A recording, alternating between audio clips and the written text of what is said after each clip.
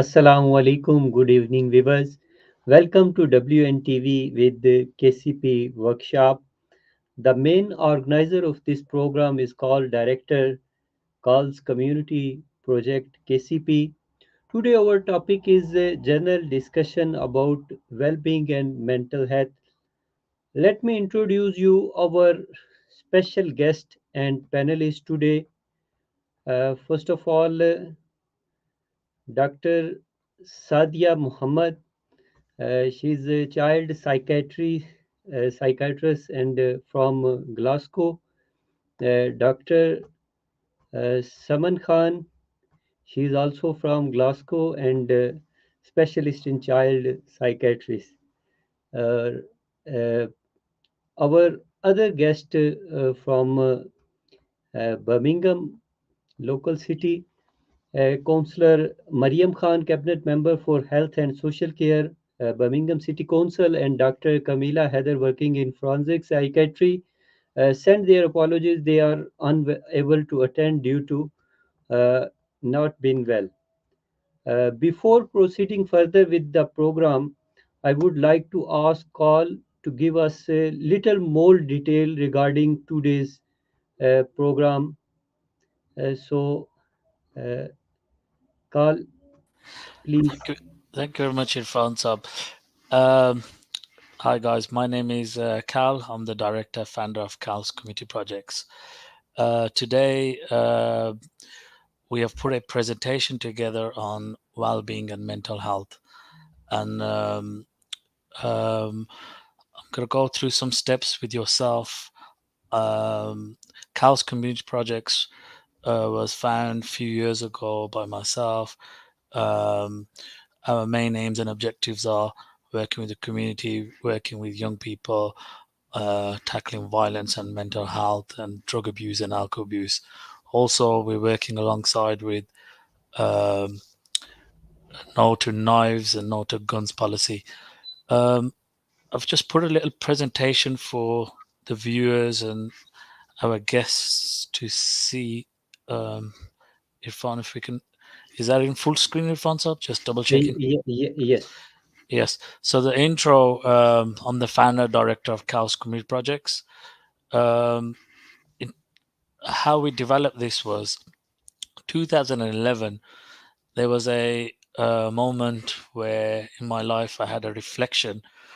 There was an incident where the 2011 riots took place, and we had three people who lost their lives in the 2011 riots, and two of them were my friends who lost their lives. This was a turning point for myself to reflect, to see I need to do something back for the community. So I started my journey. I went back to college. Um, I studied my level 3 gang youth violence course, and I did a degree in BA honors working with community, young people, community BA honors, family degree. I thought the need of setting this organization up to reach out to the community.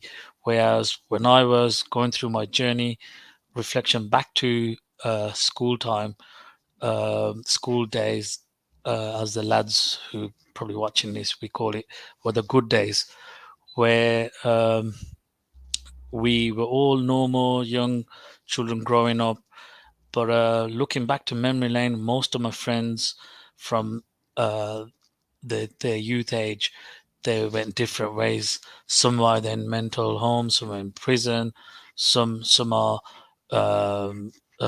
either lost their lives, or some jobless, or and they were really nice people. So we wanted to know where the problems were after school sort of period to now, what had happened. So the reflection of my journey was to look into um, what I can do back for the community, as I believe early interventions work, and we can help our community with working at an age where we were all okay at school and everything was going fine.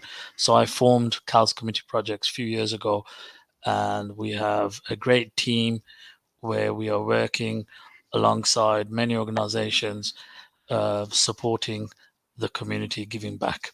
So I put a presentation together just for this workshop to highlight, especially in the BAME community, mental health. We do not touch on this, as most of us, we have many stigmas, and we feel shame, and we don't highlight and talk. So I stressed the need that we need to have a workshop on mental health, well-being for the community, the BAME community, and the wider community in overall.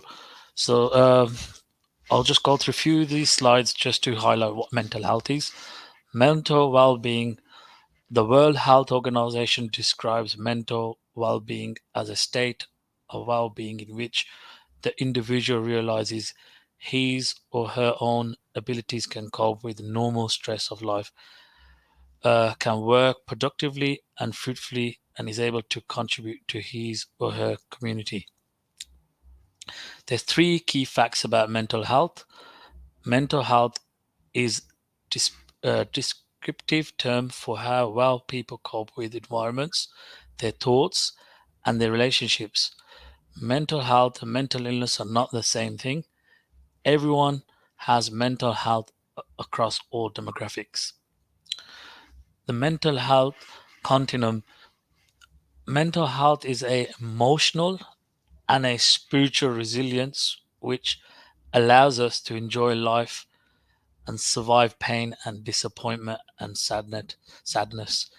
It is a positive sense of well-being and an underlying belief in our own and others' dignity and worth. Mental health influences how we feel about ourselves and others, and how we interpret the events that happen to us in the effects of our capacity to learn, communicate, form relationships, deal with change and translation life, etc. Our physical and mental well-being are closely linked. To the World Organization acknowledges that there is no health without mental health. Well-being, sometimes called positive mental health, is about how we are in the world and in our own lives. It includes how we feel about ourselves and other things that happen to us, and how we maintain relationships. Mental health problems are disturbance in the way people think, feel, and behave. Mental health conditions may have adverse effect on the person's ability to carry out normal day-to-day activities. The types of mental health and difficulties that people may experience include mood disorders, depression, bipolar, anxiety, stress, panic attack, OCD, phobias, psychotic illness including schizophrenia, eating disorders, anorexia, bulimia, personality disorders, self-harm. The modern day stats approach that UK is believed that 1 in 4 will experience mental health difficulties, at least one in their lifetime. Mine 2017 states 1 in 6 are thought to have experienced mental health on a weekly basis through their lifetimes. From reports from both England and Wales suggest approximately 1 in 8 adults with mental health problems are currently receiving treatment. Women are more likely to seek help than men. Through these slides. Mental health in the current day, attitudes and stigma. What is the difference about preconceptions in the past about mental health and how we perceive mental health today? There is a great awareness and acceptance of mental health. Youth and mental health. 20% of adolescents may experience a mental health problem in any given year. 50% of mental health problems are established by age 14 and 75. By age 24, 10% of children and young people aged 5 to 16 have clinically diagnosed mental problems, yet 70% of children and adolescents who experience mental health problems have not appropriate interventions at sufficiently early age. Linking to gangs and mental health, young people who join gangs often troubled childhood stories, and gang memberships may provide a sense of belonging that is central to their social identity. Upon joining a gang, there is a high link between mental instability and joining a gang. When inside the gang, insecurity is heightened, which can worsen mental health conditions. Gang membership and activities both cause of poor mental health and escapes from it, which forms a vicious cycle. Gangs, therefore, seen as externalizing activity for young people who face a lot of insecurity. Steps which I want to highlight to promote mental well-being: take a break, connect with others, listen to music, spend some time in nature, try to exercise, get creative, try guided meditation, breathing exercises, learn new skills. How to optimize mental health? Getting moving is physical exercise. This releases endorphins in our bodies, which are naturally poised to improve our mood and makes us feel good. Watch your weight. Obesity and diabetes increases the risk of depression. Be careful what you consume. Limited saturated fats, processed foods, and sugars can lower anxiety. Stay in the moment. Practice mindfulness, acceptance, self compassion, and curiosity. Pay attention to the present moment. Meditate about the ones you love. Kindness meditation or loving kindness meditation can improve person's emotions, well-being, and reduce depression. Keep a journal. Putting negative thoughts, feeling, aspirations on paper can create a mental distance from those issues. Stay socially connected. Social support optimizes our mental well-being. Prioritize schedule positivity such as visiting loved ones or engaging in a hobby. Be available for some relaxation. Assess your stress. Ask yourself what is yours causing your stress and explore the feelings in your mind. Sleep on it. Poor sleep wreaks havoc on the brain. Find a purpose in engaging in activities that gives us meaning that can improve our self-esteem, general demeanor. Putting 3 keys into action. There are 5 points. 5 key points: express, reflect, move, participate. Constructive self-expression. Negative feelings and anger, upset, fear, stress can often come out of our bodies in a harmful way, which can often make us feel worse in the long run. When a negative feeling arises, it's important to do something useful with the feeling to drive positive change or produce a positive outcome. Turn a problem into a challenge to maintain a positive mental health attitude. Having a hobby or activity to help remove these feelings is key to positive mental state. Reflection. There is no shameful about taking a step back to evaluate choices or decisions and plotting a new path. Methods of doing so could journal writing, meditation, art, talking, taking exercise, self-reflection, talking sometime to evaluate yourself from outsider perspective. How would the person you want to help you reach your goal? A study of UK commuters, when those who were promoted to use their commute to think about a plan for their day were happier, more productive, less burnt out than people who did not. So it's a good tip there.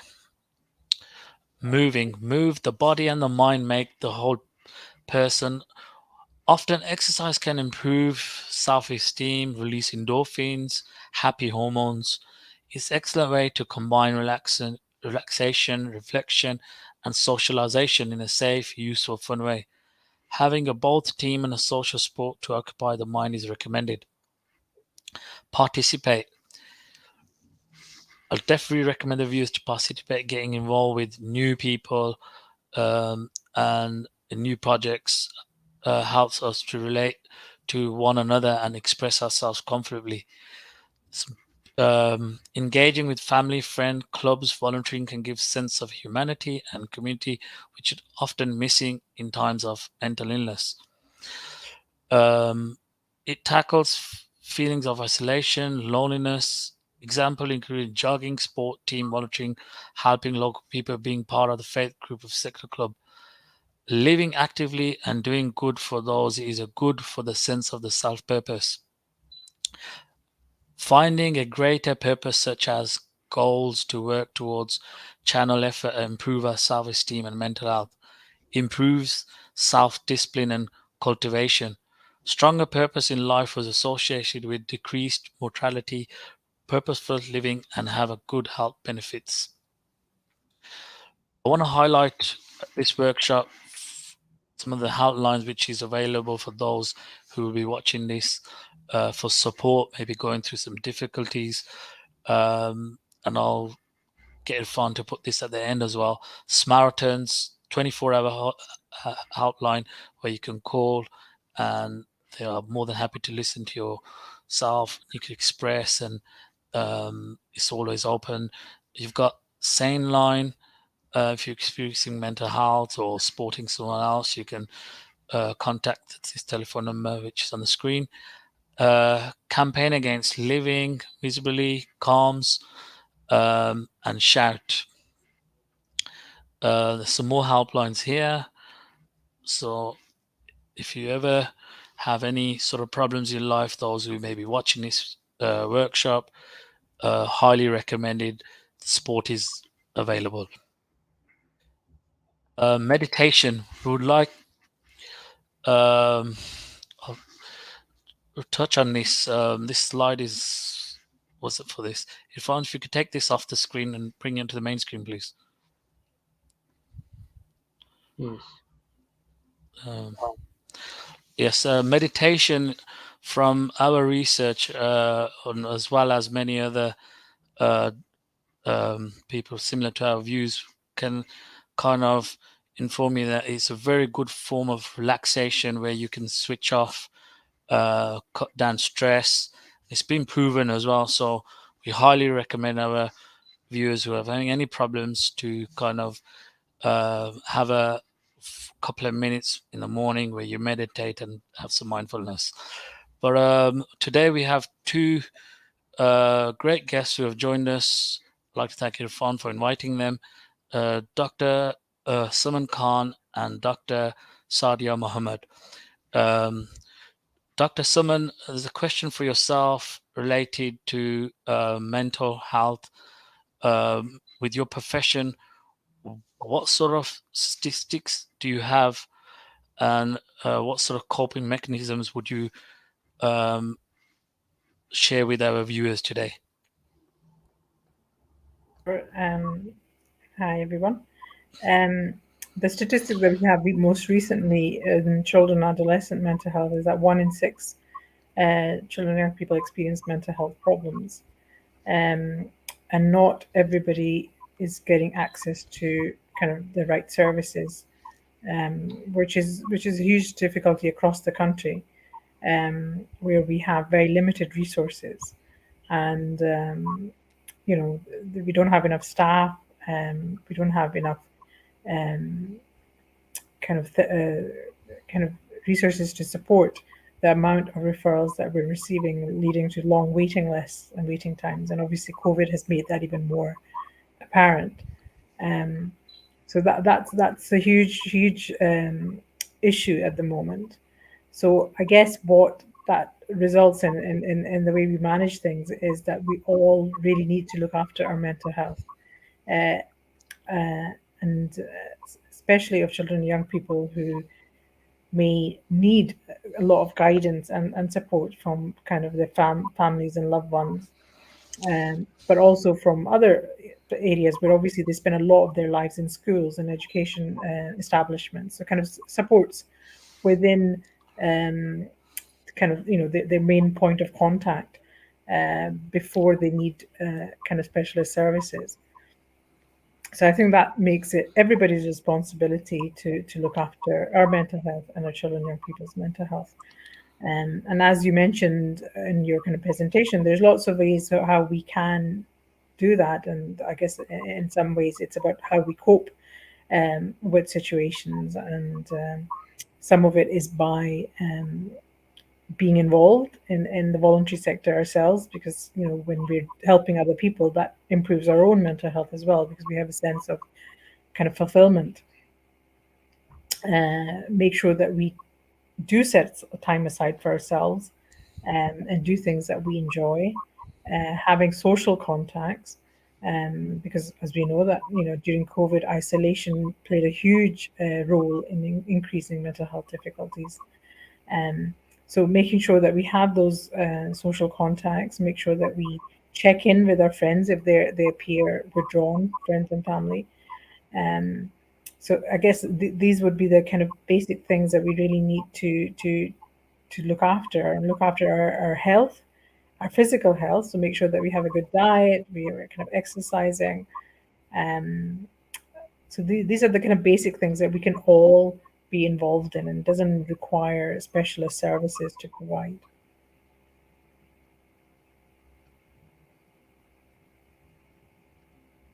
Unmute your Khalid, unmute your mic, please. Yes, Dr. Sadia Mohammed, would you like to touch on that? Thank you for that, Dr. Salma. Assalamu alaikum and hi everyone. First of all, thank you very much to World News TV for hosting this really important discussion, and thank you, Cal, for your presentation. It was excellent, and really you've comprehensively covered so much information in such a short period of time, so thank you so much. Just to add maybe one or two key points that I would maybe make is that a lot of youth, and especially I think youth from the BAME communities, and perhaps the young people that you see in the CAL project, come from very difficult family backgrounds. And one of the key things I think is that, and what we see in our work as well, is that it's so important for a child, a young person, to feel that they've got someone that's looking out for them, someone that they can trust, someone that they can speak to, and someone that's going to listen to them, someone that's going to respond to them, and have their best interests at heart. And sometimes young people don't have anyone like that in their family. So I think organizations like CAL are so important, because even just having that one relationship, one caring, responsive, nurturing relationship can be, can make the difference, for a specific young person, and can be the difference between them going on a negative trajectory in their life, and affecting their mental health, to actually becoming resilient and making positive choices. So I would never underestimate the work that organizations like yourself do. And anyone else listening into the show today, even if whatever background you are, whatever role you play in a young person's life, whether it's you're a friend, a distant family member, or a teacher, or any other young person in the community, you never underestimate the role that one person, one positive relationship can play for a child and a young person. So I would like to highlight that point. I think the other issue is also around, what do these kind of organizations offer to our young people? And again, one of the, I think, issues that's been highlighted in our discussion is isolation, the feeling of isolation, of not being connected, of not belonging somewhere. And again, sometimes that can be, really problematic in our BAME communities for different reasons. And I think, again, having a place, an organization where they come, where they feel welcome, where they feel connected, they feel a sense of belonging, and that's again so important and so protective for young people's mental health. So those are the 2 points I would like to make. Yeah, I'd like to definitely touch on that. With sense of belonging, through my journey through research, if you look at it, for instance, the young individuals, when they're, for instance, to give you an example, there's many organizations there's many reasons why young people join gangs. But if you look into just this particular example, which I just want to highlight with yourself, on the transition of how they join gangs, and you mentioned sense of belonging. For instance, when a young lad, let's focus on a young lad who's at school now, he's learning, he's developing, but he's had an absence of a father. This is just one example. And having an absence of a father, it's been proven through research that at the age of 11, a male masculine is highly likely to develop behavior problems at the age of 11 due to having the absence of the father. So what happens in school, this young individual, young male masculine, is looking for a sense of belonging, but he's developed behavior problems, but he cannot connect at school. So the teachers are crossing him into the naughty corner and putting him into this category where he's a naughty kid. The parents are, the mother's not able to pick this up. The schools don't have the facilities like qualified people like yourselves. Teachers cannot highlight that if this is linked to absence of a father, that's why this behavior. So he's been marginalized. Before you know it, he feels discriminated, this young individual. He doesn't want to attend school, and he's looking for a sense of belonging. He'll look elsewhere, and that's where the predator gang members were looking for people like this young individual, where they'll start to this young individual may go to the park or the street, and they'll kind of groom him, and and they make him feel like, come on, we'll take you for a spin and have a new vehicle, and before you know it, he's been marginalized, and he's discriminated, and he's looking for a sense of belonging, and he's ended up in the wrong hands. And this cycle is linking to development of joining gangs. And when he's with these individuals, he feels, this young individual now feels that he's got a sense of belonging, he's got friends, they may give him money, they may give him, that connection and that feeling where he's got attention. So the system, we need to have something in place where it's been failed, and this is where we're lacking, and this is how they lead into gang sort of culture. And before you know it, if you look on the criminal justice pipeline system, it's a vicious cycle. Many years later, they may end up going into some crime, and the same individual being discriminated, marginalized, failed by the school, neglected, not able to picked up due to teachers not having that sort of knowledge, linked to criminality. And once this young individual, this one example I'm sharing with yourself, there's many more, but this is one of them, he will end up committing a crime and going into prison. And when he wants to come back out after he's committed his sentence, he's marginalized again, because our system, we don't accept criminals. So it's a vicious cycle. Once you're in this system, it's very hard for him to come out. And this is where we're trying to highlight and work on these. We believe early interventions work. We want to work with these young individuals to catch them early. And like I mentioned with my own journey, where everyone was young, it was different. And then through that transition, everyone went different areas and kind of got into the different streams. But you're definitely right. They're looking for that sense of belonging. So I don't know if Dr. Saman Khan maybe has any reports on or any statistics on patients with drug abuse and alcohol abuse, and I could definitely think it's definitely on the rise, because she may have more figures. Maybe if she wants to touch on this. Yeah, what we do know is that obviously if there is this, as you say, the sense of belonging attracts young people to join gangs because they get accepted, whereas other areas of the community, as you mentioned, marginalize them, and they have this reputation attached to them. And it's so important for youth to have that sense of kind of identity and belonging, which they get in these gangs. And obviously when they get attracted to this gang culture, then they get attracted to everything that's associated with it, which includes drug and alcohol use. And we have lots of young people now from urban communities who are unfortunately in that kind of cycle where they kind of have addictions and have social difficulties and problems related to the kind of substance misuse and alcohol misuse.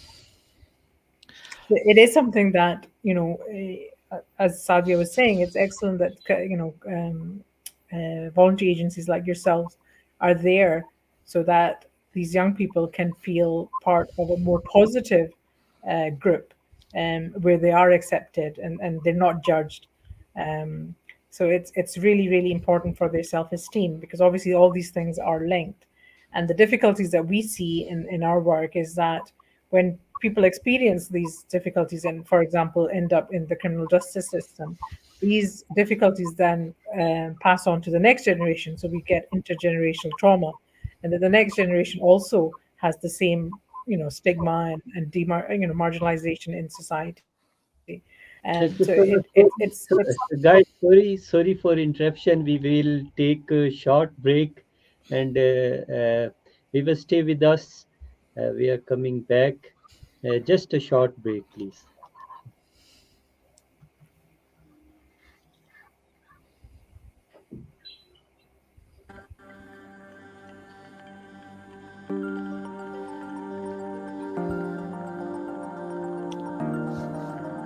Hi, my name is Noel Lindsay. I'm working for Council Community Projects as a volunteer. We work with people who are vulnerable, people who've got mixed needs in the community, and it's been particularly pertinent and relevant given the current pandemic. Well, one of the main things is that once you're in, it's hard to get out. Once you're involved in activities, it's almost it's a slippery slope, because what we see, working at KCP, working with other organisations, the path, there isn't always a sort of strong alternative, strong hand that can actually prevent you or stop you from sort of falling or slowing down.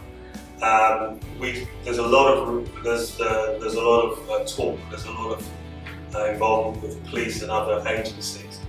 But even then, if you look at it, these young people are still involved in games. They're hard to get out, they're hard to access. It isn't easy because of the likelihood of revenge, punishment, people telling you on what you've done. So you're kind of locked into a system that perhaps you didn't understand. And it's very, very hard to then suddenly walk away. You're not able to walk away, you're not allowed to walk away. You're then part of that group, and even if you want to get out, it's very, very difficult to get out. Come into play, and in terms of partnership working, multi-agency working with West Midlands Police and other organisations to prevent youth crime and obviously to promote youth education come into play, so that they can support and work in partnership with the council, other local authorities, and possibly other voluntary organisations to get a better outcome for these youngsters. Newer, more voluntary organisations such as Cal's community projects.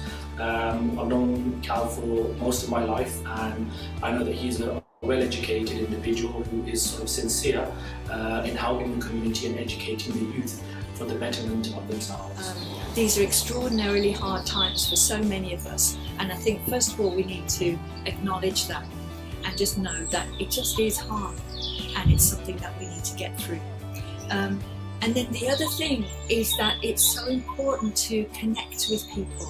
So whether it's initiatives like KCP or so many other organisations that all need funding and all need support to that are offering experiences for people that help people to feel less lonely and to feel supported.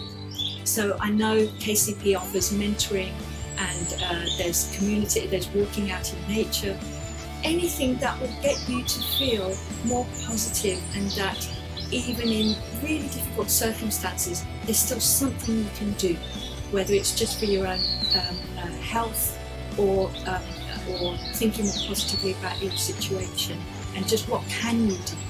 That's right. A lot of respect to Cal. We work together with these youngsters now. You can see what I do is on the weekends I get the youths here. We have about 40 to 50 youths that come here. With Corona now, let's see, the thing is, when you got something, see, this is not, because it's my business, I could be running this on the weekend. When I'm running on the weekends, I can't get anything. But on the weekend, if I got something here, I don't have anything going on, I bring the youths in, I run them on the circuit. So when these kids are going home, they're going to focus, and I push a thing into them. kid, I look at individually and I work with every kid individually, because every kid has his own talent, and I don't want these talents to be wasted. See, the thing is, I've been working, me and Cal knows as well, that we've been working around these kids for a while now. We don't get any funding. Everything that we do from our own pocket. And this is it. All we need is more community centres, more things. If you ain't got nowhere where you're gonna put these kids in and they're in sports, wrestling, boxing, or playing some sort of snooker or some sort of sport, these kids are gonna be hanging around the corner. And once the kids are around the corner, trouble ain't far from them. I have been Cal from KCP. Thank you for watching, guys. And to my youths, no to knives, no to guns, yes to life. Welcome back. Today we are talking about mental health and well-being. Mr. Carl, how can we raise awareness of well-being and mental health at a collective level? Can you elaborate something? I think we need to always keep ourselves busy, take a hobby, like I mentioned in the presentation, keep moving, sports, walking, all these things, socializing, friends, family, enrolling on a course, just doing something, keep yourself busy. These kind of things would help with people who have existing problems, who can kind of waver, stir them out of going downhill, bring them up. So it's always never suffer in silence. My message is out there. There's so much support available there, and never suffer in silence. And definitely keep yourself busy and moving, and that's my message out there from Dr. Sadia and Saman, can you give us some suggestions about that? So, yeah, maybe another point I'd maybe like to make is around just how, we as a society, as a community, we view these people, these young people, specifically who are get involved in, gangs and all these kind of negative behaviours, because there's a lot of stigma around this, isn't there? And I think it's so important for us to be challenging that and to be breaking down those barriers and to be increasing awareness. So, when we look at someone, what you're seeing is only almost like, if you can imagine an iceberg, all you're seeing is the top of the iceberg. You're only seeing the surface level behavior. You don't know all the stuff that's, behind that. You don't know all the, stresses, the trauma, and that young person's life history. Because there will be a certain, generally certain types of young people that, with certain backgrounds that get into this kind of, into this kind of domain.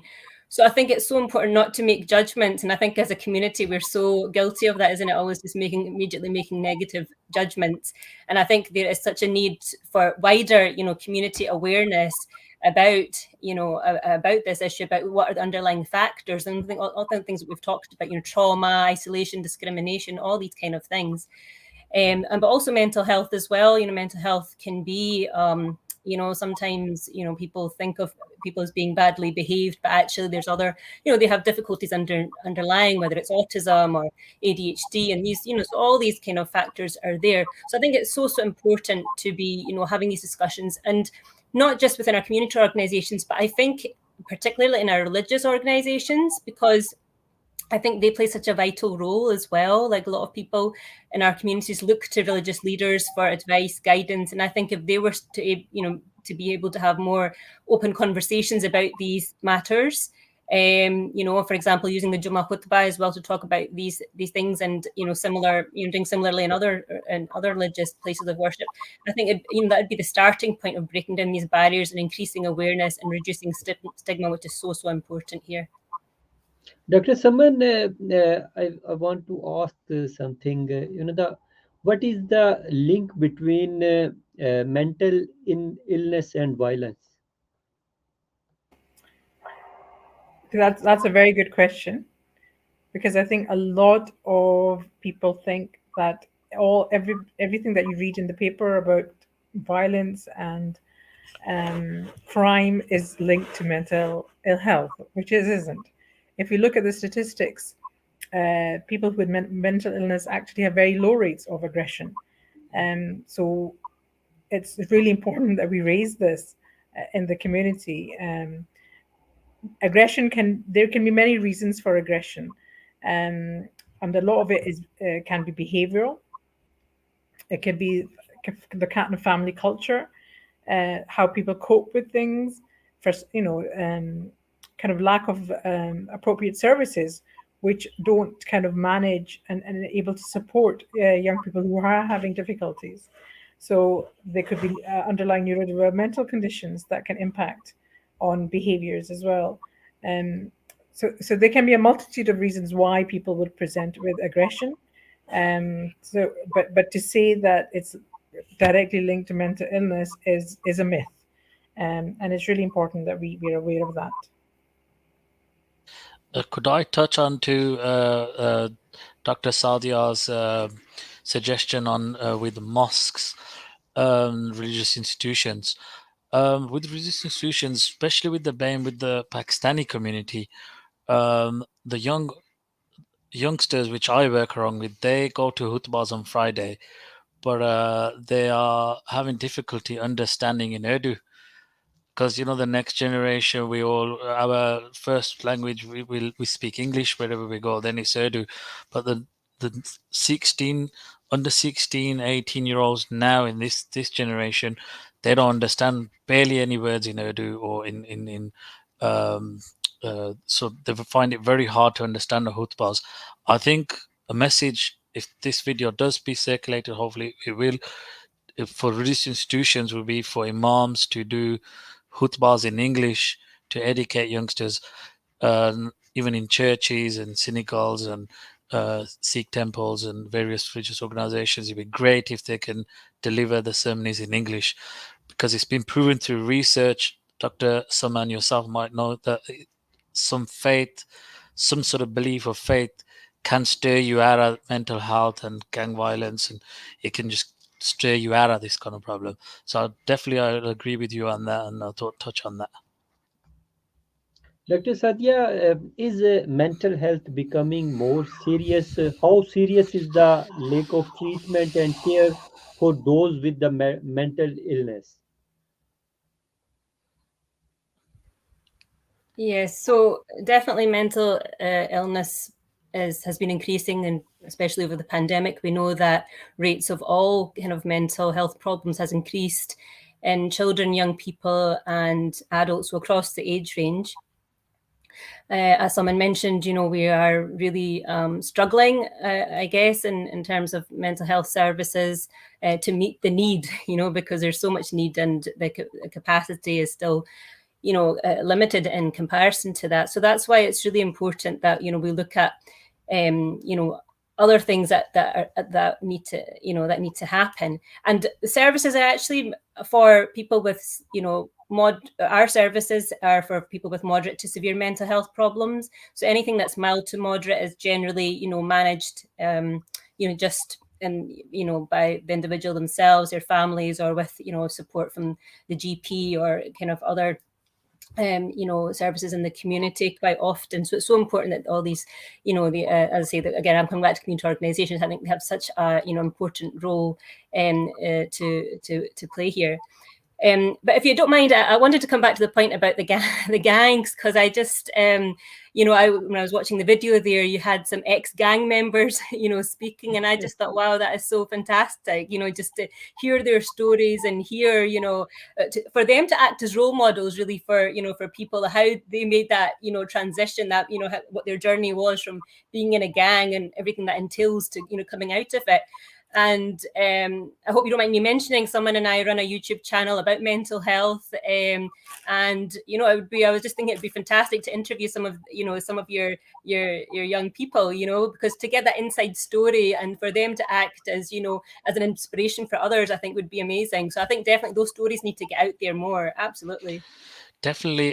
With this video, we did this with the West Midlands Deputy Crime Commissioner, where I was the producer of this video. This was just a trailer at the end, but there's a full video which should soon be on YouTube and various other channels. I thought the need to create a reflection to youths in schools, to get them to think before they join into gangs.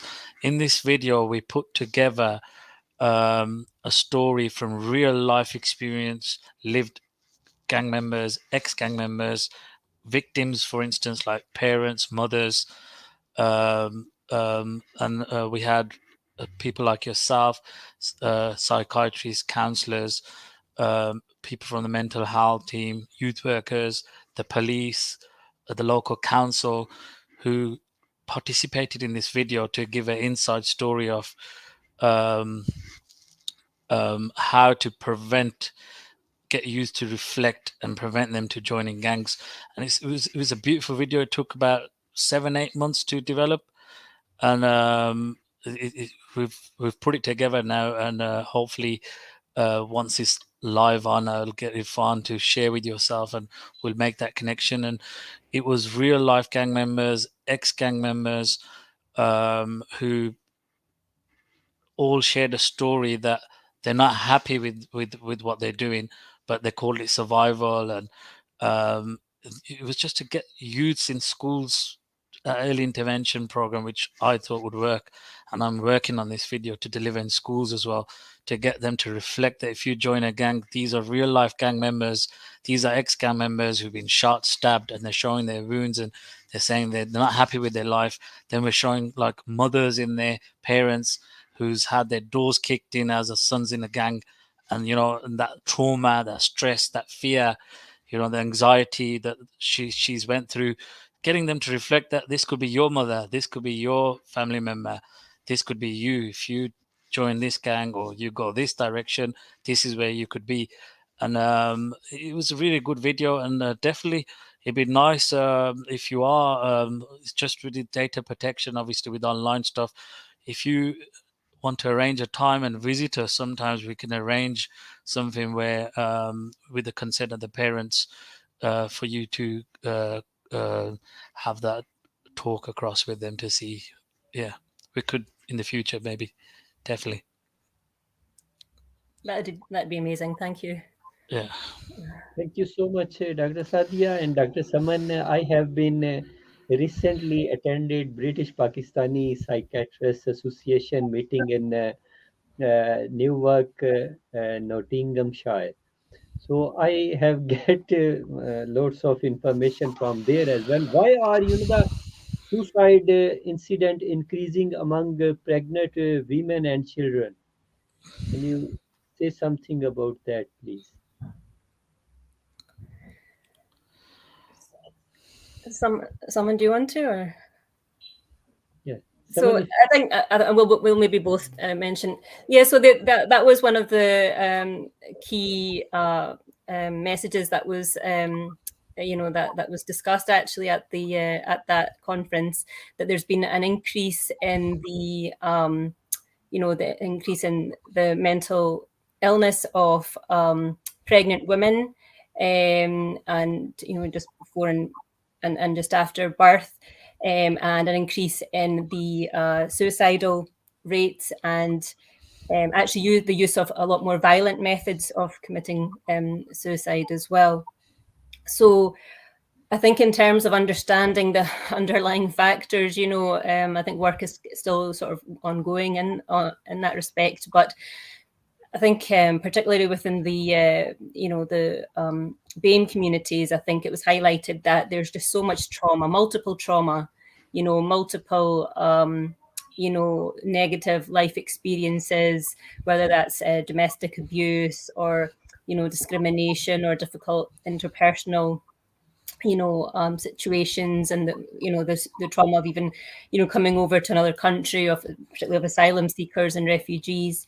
There was also substance use as well was another big factor. Although, I mean, I'm not sure how much of that is it is there in BAME communities, but I'm not sure of the stats in relation to that. So So definitely it was something that I certainly took away from that. It's just that there's definitely been that change in that group of females, and we really need to be really very aware of that. Saman, would you like to add anything to that? Yeah, Dr. Saman, can you do comments soon?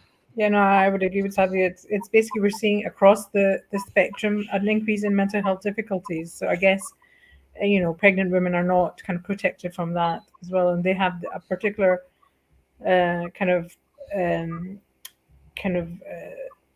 with their hormones and changes in the body, they have an increased risk of all kind of mental health difficulties anyway during that time. And we know that there's incidents of postnatal depression as well. And maybe the lack of support and recognition, the stigma around it affects how people, especially in the BAME community, whether they ask for help or not, and whether they have the support of their families and their extended families in the same way that other groups might have. There's an increase in mortality during childbirth as well in the BAME community, which is shocking actually. And obviously that has something to do with systemic racism and inequalities.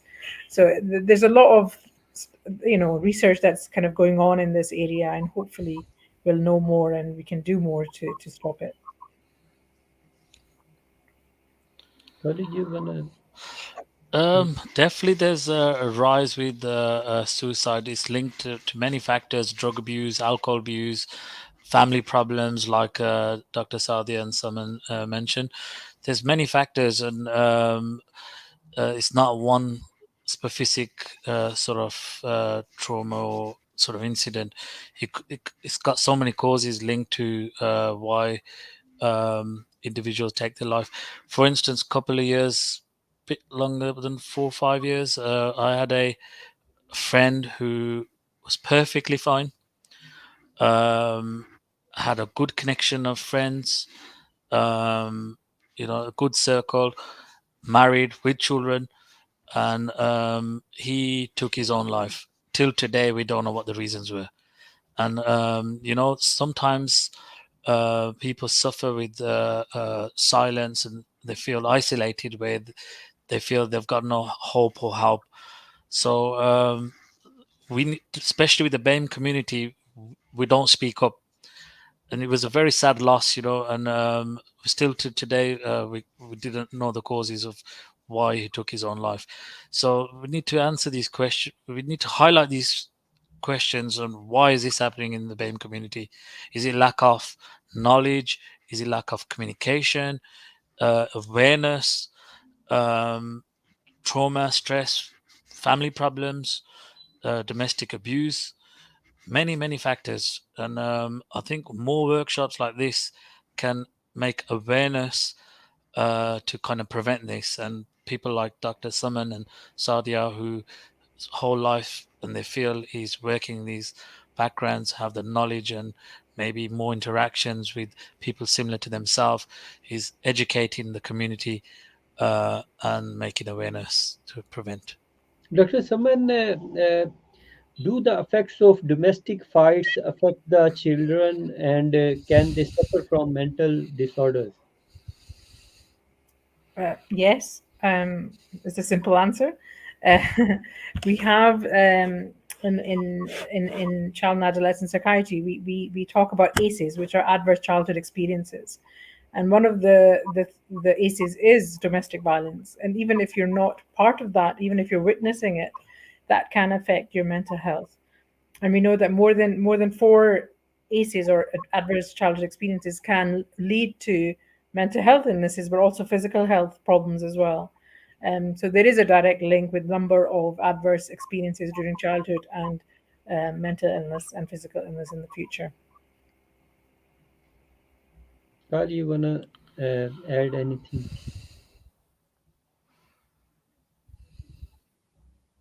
Khalid? Sorry, was it? Sorry. So I just wanted to pick up on something that Brother Cal said, which was around suicide.